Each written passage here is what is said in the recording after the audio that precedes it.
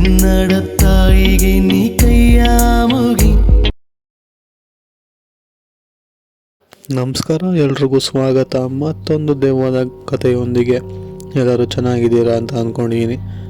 So ಈಗ ಅಂದ್ಕೊಳ್ಳಿ, ಈ ಒಂದು ಸಿಚುವೇಷನಲ್ಲಿ ನೀವೇ ಇದ್ದೀರಾ. ಈ ಒಂದು ಘಟನೆ ಕೂಡ ನಿಮ್ಮೊಟ್ಟಿಗೆ ಆಗ್ತಿದೆ. ಸೊ ನೀವು ಈಗ ಏನು ಮಾಡ್ಬೋದು ಅಂತ ಅಂದ್ಕೊಳ್ಳಿ. ಯಾಕೆ ಅಂತಂದರೆ ಇವಾಗ ನಾನು ಹೇಳಕ್ಕೆ ಹೊರಟಿರೋಂತಹ ಕತೆ ಅಥವಾ ಆಗಿರುವಂತಹ ಒಂದು ಘಟನೆ ಇದೆಯಲ್ಲ, ಇದು ಅಷ್ಟೇ ಭಯಂಕರವಾಗಿ ಇರೋವಂಥದ್ದು.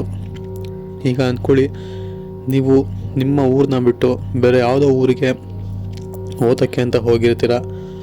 ಸೊ ನೀವು ನಿಮ್ಮ ಸ್ನೇಹಿತರು, ಅಂದರೆ ಹೊಸದಾಗಿ ಪರಿಚಯ ಆಗಿರುವಂತಹ ಸ್ನೇಹಿತರು ಎಲ್ಲರೂ ಕೂಡ ಸೇರಿ ಒಂದು ರೂಮ್ನ ಮಾಡ್ತೀರಾ.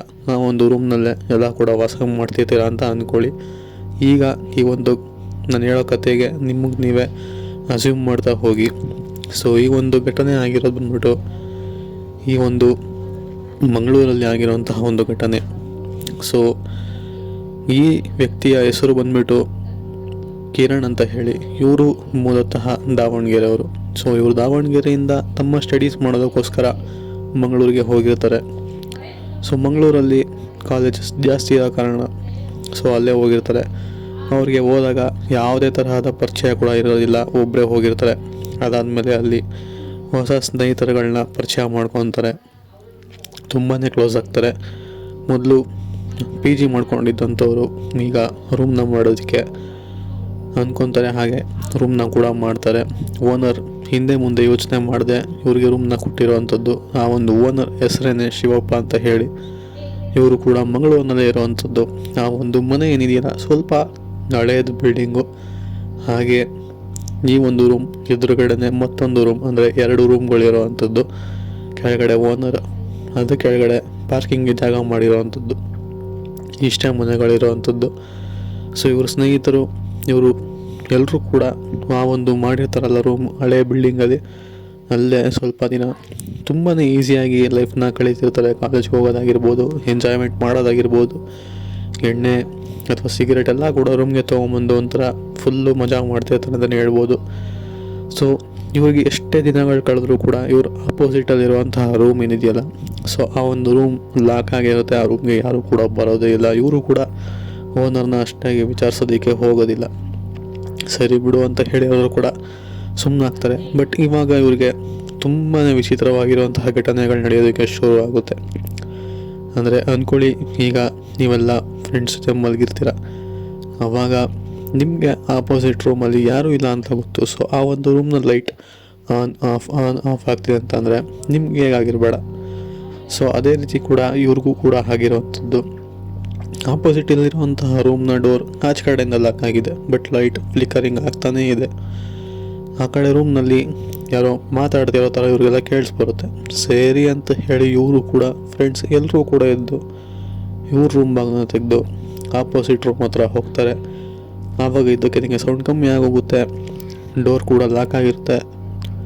ಆಗ ನೀವೇ ಅಂದ್ಕೊತೀರ, ಸರಿ ಬಿಡು ಇಲ್ಲೇನೂ ಆಗಿಲ್ಲ, ಮೋಸ್ಟ್ಲಿ ಬೇರೆ ಏನೋ ಶಬ್ದ ಕೇಳಿರಬೇಕು, ನಮಗೆ ಆ ಥರ ಅನಿಸಿರಬೇಕು ಅಂತ ಅಂದ್ಕೊಂಡು ಸುಮ್ಮನಾಗ್ಬೋದು. ಸೊ ಇವರು ಕೂಡ ಅದೇ ರೀತಿ ಅಂದ್ಕೊಂಡು ಸುಮ್ಮನಾಗಿರೋವಂಥದ್ದು. ಬಟ್ ನೆಕ್ಸ್ಟ್ ಡೇ ಈ ಒಂದು ಕಿರಣ್ ಅನ್ನೋರು ಇದ್ದಾರಲ್ಲ, ಸೊ ಅವರು ರೂಮ್ನಲ್ಲೇ ಇರ್ತಾರೆ, ಕಾಲೇಜ್ಗೆ ಕೂಡ ಹೋಗಿರೋದಿಲ್ಲ.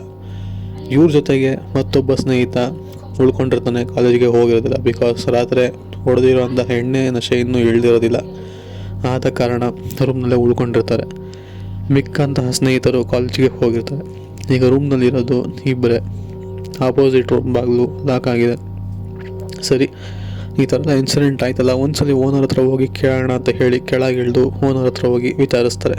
ಆವಾಗ ಓನರ್ ಇವ್ರಿಗೆ ಬೈದು ಕಳಿಸ್ತಾರೆ. ಅಂದರೆ ಆ ಶಿವಪ್ಪ ಇವ್ರಿಗೆ ಬೈದು ಕಳಿಸ್ತಾರೆ, ನಿಮ್ಮನ್ನು ಯಾರು ರೂಮ್ ಹತ್ರ ಹೋಗಿ ಕೇಳಿದ್ದು, ನಿಮ್ದು ಎಷ್ಟಿದೆಯೋ ಅಷ್ಟು ನೋಡ್ಕೊಳ್ಳಿ, ಇಲ್ಲ ರೂಮ್ ಖಾಲಿ ಮಾಡಿ ಹೋಗಿ ಅಂತ ಸ್ವಲ್ಪ ಜೋರಾಗೇನೆ ಗದರ್ತಾರೆ. ಸರಿ, ಇವರು ಕೂಡ ಸರಿ ಬಿಡು, ನಮ್ಗೆ ಯಾಕೆ ಆ ವಿಷಯ ಅಂತ ಹೇಳಿ ಬರ್ತಾರೆ ವಾಪಸ್ಸು. ಬಟ್ ಕ್ಯೂರಿಯಾಸಿಟಿ ಕಿರಣ್ ಅವರ ಸ್ನೇಹಿತನಿಗೆ ತುಂಬ ಜಾಸ್ತಿ ಇರುತ್ತೆ, ಆ ರೂಮಲ್ಲಿ ಏನಿದೆ ಅಂತ ಹೇಳಿ. ಸರಿ ಅಂತ ಹೇಳಿ ಒಂದಿನ ಓನರ್ ಇಲ್ಲದರ ಸಮಯ ನೋಡಿಕೊಂಡು ಆ ಬೀಗನ ಹೊಡೆದು ರೂಮಲ್ಲಿ ಏನಿದೆ ಅಂತ ನೋಡೋಣ ಅಂತ ಹೇಳಿ ಎಲ್ಲರೂ ಕೂಡ ಇವರಿಬ್ಬರು ಕೂಡ ಸುಮ್ಮನಾಗ್ತಾರೆ. ಸರಿ ಅಂತ ಇವ್ರ ಸ್ನೇಹಿತರು, ಮಿಕ್ಕಂಥ ಸ್ನೇಹಿತರು ಬಂದಮೇಲೆ ಎಲ್ಲ ಕೂಡ ಸೇರಿ ಇವ್ರು ಅಂದ್ಕೊಂಡಿದ್ದನ್ನ ಅವ್ರಿಗೆ ತಿಳಿಸ್ತಾರೆ. ಈ ಥರ ಆಪೋಸಿಟ್ ರೂಮ್ ಡೋರ್ನ ಹೊಡಿಯೋಣ ಅಂದರೆ ಡೋರ್ ಲಾಕ್ನ ಹೊಡೆದು ಡೋರ್ನ ಓಪನ್ ಮಾಡಿ ಒಳಗಡೆ ಏನಿದೆ ನೋಡೋಣ ಅಂತ ಹೇಳಿ ಮಾತಾಡ್ಕೊತಾರೆ. ಬಟ್ ಅವತ್ತು ಯಾವತ್ತು ಅವ್ರು ಮಾತಾಡ್ಕೊಂಡ್ರಲ್ಲ, ಆವತ್ತಿನ ರಾತ್ರಿನೇ ಆ ಒಂದು ಆಪೋಸಿಟ್ ಡೋರಿಂದ ಜೋರಾಗಿ ಶಬ್ದ ಬರುತ್ತೆ. ಯಾರೋ ಆ ಡೋರ್ನ ನಾಕ್ ಮಾಡ್ತಿರೋ ಥರ.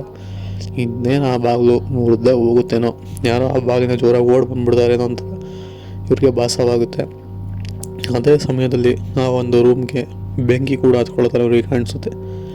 ಒಳಗಡೆ ಯಾರೂ ಇಲ್ಲ. ಇದಕ್ಕಿದಂಗೆ ಬೆಂಕಿ ಹೆಂಗೆ ಹತ್ಕೊಂತು, ಡೋರ್ ನೋಡಿದ್ರೆ ಇಷ್ಟು ದೂರ ನಾಕ್ ಮಾಡ್ತಾಯಿದ್ದಾರೆ, ಡೋರ್ ಆಚೆ ಕಡೆನೂ ಲಾಕ್ ಆಗಿದೆ, ಅಲ್ಲಿ ಯಾರಿದ್ದಾರೆ ಅಂತ ಹೇಳಿ ಇವರೆಲ್ಲ ಸ್ನೇಹಿತರಿಗೂ ಕೂಡ ಒಂದೇ ಸಲಿಗೆ ಗಾಬರಿ ಬೀಳ್ತಾರೆ, ಒಟ್ಟಿಗೆ ಭಯ ಪಡ್ತಾರೆ. ಸರಿ ಅಂತ ಹೇಳಿ ಇವ್ರು ರೂಮ್ ಬಾಗಿಲನ್ನ ಟೈಟಿಗೆ ಹಾಕ್ಕೊಂಡು ಮಲ್ಕೊಂಡ್ಬಿಡ್ತಾರೆ. ಕೊನೆಗೆ ಬೆಳಗ್ಗೆ ಎದ್ದು ಓನರ್ನ ವಿಚಾರಿಸೋದಕ್ಕೆ ಅಂತ ಹೋಗ್ತಾರೆ. ಬಟ್ ಓನರ್ ಇರೋದಿಲ್ಲ. ಸ್ವಲ್ಪ ಕೆಲಸ ಇದ್ದ ಕಾರಣ ಅವರು ಕೂಡ ಆಚೆ ಬಂದಿರ್ತಾರೆ. ಅವ್ರ ಫ್ಯಾಮಿಲಿ ಜೊತೆ, ಅಂದರೆ ಓನರ್ ಅವರ ವೈಫ್ ಆಚೆ ಬಂದಿರ್ತಾರೆ. ಸರಿ, ಇದೇ ಒಳ್ಳೆ ಸಮಯ, ಅಲ್ಲೇನಿದೆ ಅಂತ ಹೇಳಿ ಇವ್ರ ಸ್ನೇಹಿತರೆಲ್ಲರೂ ಕೂಡ ಹೋಗಿ ಆ ಒಂದು ಬೀಗನ ಹೊಡಿತಾರೆ. ಚಿಕ್ಕ ಬೀಗ ಆಗಿರೋದು ಹೊಡೆದು ಒಳಗಡೆ ಹೋಗಿ ನೋಡ್ತಾರೆ. ಆ ಒಂದು ರೂಮಲ್ಲಿ ಕೆಟ್ಟದಾಗಿರುವಂಥ ವಾಸನೆ ಬರುತ್ತೆ. ಒಂಥರ ವಿಚಿತ್ರವಾಗಿ ಕೆಟ್ಟದ ಉಸಿರು ಕೂಡ ಆಡೋಕ್ಕಾಗೋದಿಲ್ಲ, ಅಷ್ಟು ಕೆಟ್ಟ ವಾಸನೆ ಬರ್ತಾ ಇರುತ್ತೆ ಆ ರೂಮಿಂದ. ಸೊ ಇವರು ಕೂಡ ಎಲ್ಲ ವಾಪಸ್ ರೂಮ್ ಬಂದು ಮಾಸ್ಕ್ ಎಲ್ಲ ಕಟ್ಕೊಂಡು, ಬಟ್ಟೆ ಕಟ್ಕೊಂಡು, ಮೂಗಿಗೆ ಸ್ಪೆಕ್ಸ್ ಹಾಕೊಂಡು ಎಲ್ಲ ಕೂಡ ಹೋಗ್ತಾರೆ. ಕೆಳಗಡೆ ನೋಡ್ತಾರೆ, ಇಡೀ ರೂಮಲ್ಲಿ ಖಾಲಿ ಖಾಲಿ, ಬಟ್ ಆದರೂ ತುಂಬಾ ಕೆಟ್ಟ ವಾಸನೆ ಬರ್ತಿರುತ್ತೆ.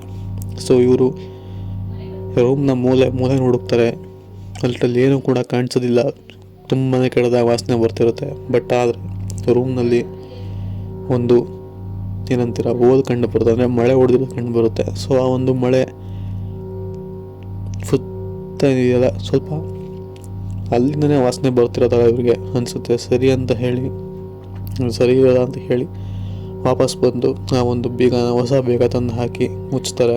ಅದಾದಮೇಲೆ ಓನರ್ ಕೂಡ ಬರ್ತಾರೆ. ಅವ್ರ ಹತ್ರ ಕೇಳ್ತಾರೆ, ಈ ಥರ ಆಮೇಲೆ ತುಂಬಾ ಕೆಟ್ಟ ವಾಸನೆ ಬರ್ತಿದೆ, ನೀನೇ ನೋಡಿದ್ರೆ ಈ ಥರ ಎಲ್ಲ ಘಟನೆಗಳಾಯಿತು, ಏನಾಗಿದೆ ಅಂತ ಕೇಳಿದಾಗ ಆ ಒಂದು ರೂಮ್ನಲ್ಲಿ ಹೀಗೆ ಇವ್ರಿಗೆ ಮುಂಚೆ ಸ್ಟೇ ಮಾಡೋಕ್ಕೆ ಬಂದಿದ್ದಂಥವ್ರು ಅಡುಗೆ ಮಾಡಬೇಕಾದ್ರೆ ಬೆಂಕಿ ಹತ್ಕೊಂಡು ಫುಲ್ಲು ಹುರಿದೋಗಿ ಸತ್ತೋಗಿರೋವಂಥದ್ದು ಅವ್ರ ಆತ್ಮ ಅಲ್ಲೇ ಇರೋವಂಥದ್ದು ಅಂತ ಇವರಿಗೆ ತಿಳಿಸ್ಕೊಡ್ತಾರೆ. ಅಲ್ಲಿಂದ ಇವರು ರೂಮ್ನ ಖಾಲಿ ಮಾಡ್ಕೊಂಡು ವಾಪಸ್ ಬರ್ತಾರೆ. ಸೊ ಇದು ಆಗಿರುವಂತಹ ಒಂದು ಘಟನೆ.